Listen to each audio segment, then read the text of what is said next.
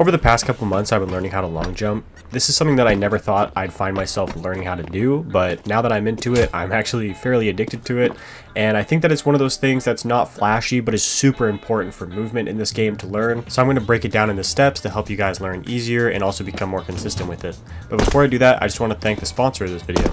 A good long jump can be broken down into 4 different categories: your pre-speed, your strafing, and your landing, and also your deviation. Pre-speed is pretty simple. All it is just the speed at which you're running, and this is going to be the best when you have your knife out, considering that's the fastest you can run in the game, aka 250 units per second. The hardest part of a long jump is the strafing, and strafing is just pairing a movement key with the direction that you're looking after you jump. Landing an effective long jump requires you to crouch, and crouch at a certain time in the jump. At the very end of your jump, you want to try crouching just before you're about to hit the ground to squeeze out a couple more units out of your jump. Lastly, deviation.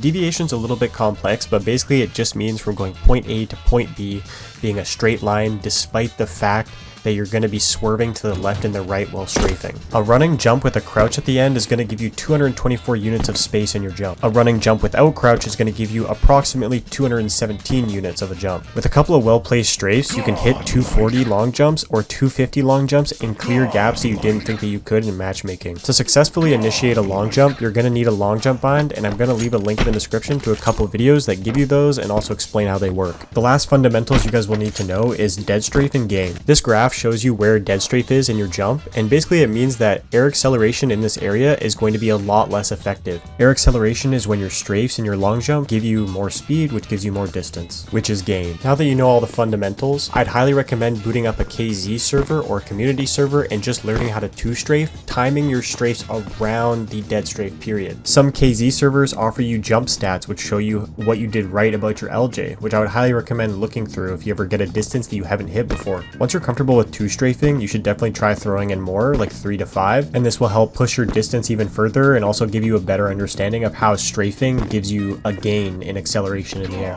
Referring back to the graph that showed dead strafe, you want to lift off from your LJ with a fast turn and kind of continue to do so until you're almost at the peak of your jump, and then you're going to want to slow down during that peak, and then on your way down, speed up your strafes again.